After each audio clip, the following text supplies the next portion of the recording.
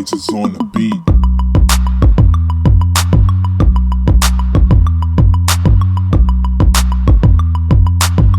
What's up? Hey guys, I'm back. In today's video, I want to do some common misconceptions about alopecia and give y'all a little alopecia and psoriasis update, because as y'all know, I am trying to become this wonderful advocate for alopecia. I don't want to say victims, but alopecia patients, you know? So yeah. So just to begin, I'll start with misconceptions first. So a lot of people don't even know about alopecia. They don't even know this exists. When I was going through this in high school, I'm pretty sure people thought I was like lying, because they don't know about the disease that causes you to lose your hair. Like, nobody thinks that that's like a for real disease, but it is a real disease. So there's first misconception is people think that there's only one type of alopecia. False. There's so many types of alopecia. There's alopecia, oh, my stomach just growled, I'm hungry. It's alopecia areata, alopecia totalis, alopecia universalis, I don't even know how to pronounce it, universalis. I hope I'm saying that right. Sorry if I keep looking down. This is where like all my misconceptions are on my laptop.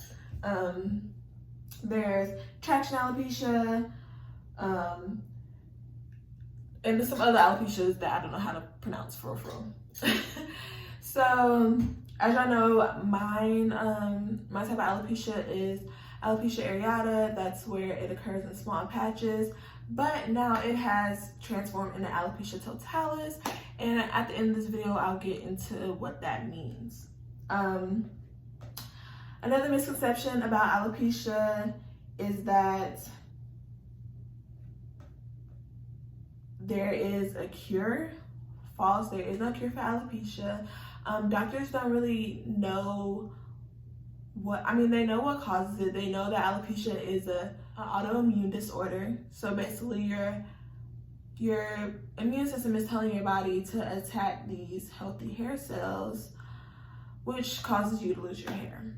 But the way I think of it is like, there's so many other larger diseases and bigger diseases that people aren't really focused on, the little ones like alopecia, even though it has so much of an effect on a person's confidence and a person's appearance.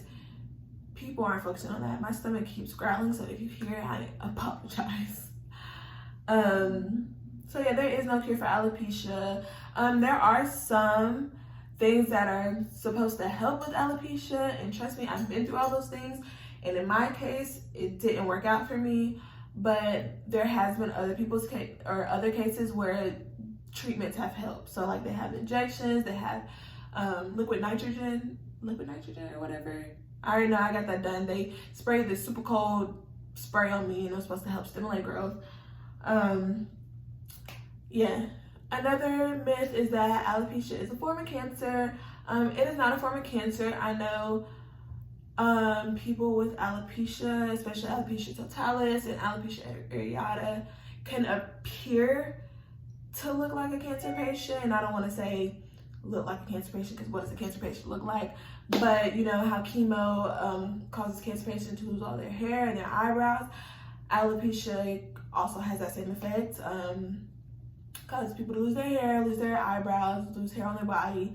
So I guess that's why people feel like it's a form of cancer, but it's not.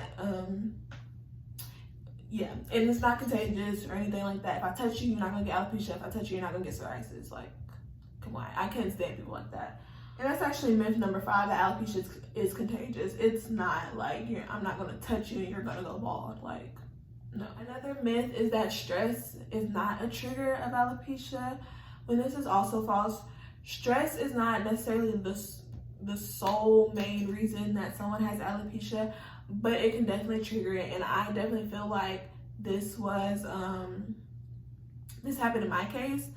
Like, stress is a lot on your body anyways, and it causes your body to go into overdrive, or it causes your body to shut down. I just feel like when I was in high school, when I was freshman year of college, like I was going through so much stress just with keeping up with my schoolwork, being an athlete, building relationships, friendships. Like, I feel like all that had a part to play, and that's when my alopecia started to get really bad, because I was so stressed out to the point where I didn't even realize I was stressed out. Like, it was just my normal. So that is also a misconception about alopecia. Alopecia, stress is a factor that plays a large role in it. So yeah, those are some of the most common misconceptions about alopecia. I could go into more detail, but you know, there's always Google. But just an update on my alopecia. So as I said, my alopecia has turned into alopecia totalis, meaning I have no hair on my body. All the hair that was on my head, gone. I have no eyebrows, no hair on my body whatsoever. I actually found a piece of hair on my body the other day, but that's neither here nor there. It was like one strand. But yeah, I have no hair on my body, and you know, I'm okay with that. Like, I walk around my house bald all the time, like, and I'm always like, ooh, I can really pull this off. Like, and I really want to do a reveal on my social media and on YouTube. I just want to do it in a big way. That like, I keep putting it off because I just want to, like, when I have like a photo shoot or something, like, want to reveal it in a grand way, because at the end of the day, this is my truth, and nobody's going to stop me from living in my truth. But I don't just want to like post a picture and with a sad comment. Like, I want to be like, no, like, I'm that girl with or without hair, and y'all can't tell me nothing. But we'll get to that later. Hopefully, if I stop putting it off, stop procrastinating.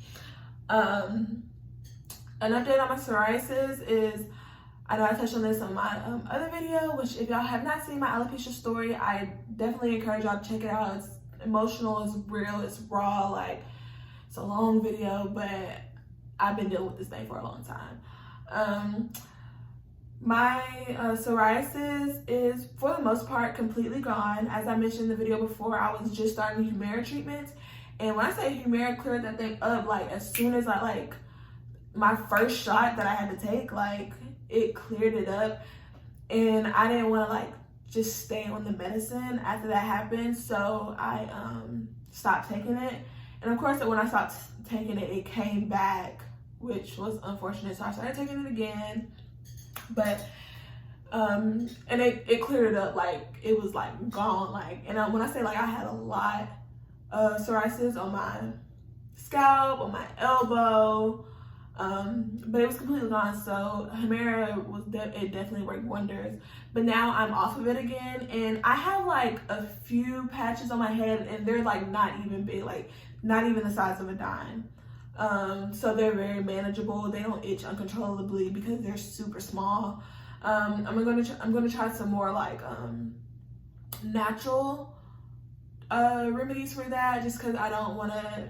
Me and my father, we don't want us to be on. Well, he doesn't want me to be on medicine for the rest of my life. I don't want to be on medicine for the rest of my life. I don't think I need to be on medicine for the rest of my life, because like I said, the Humira has controlled it.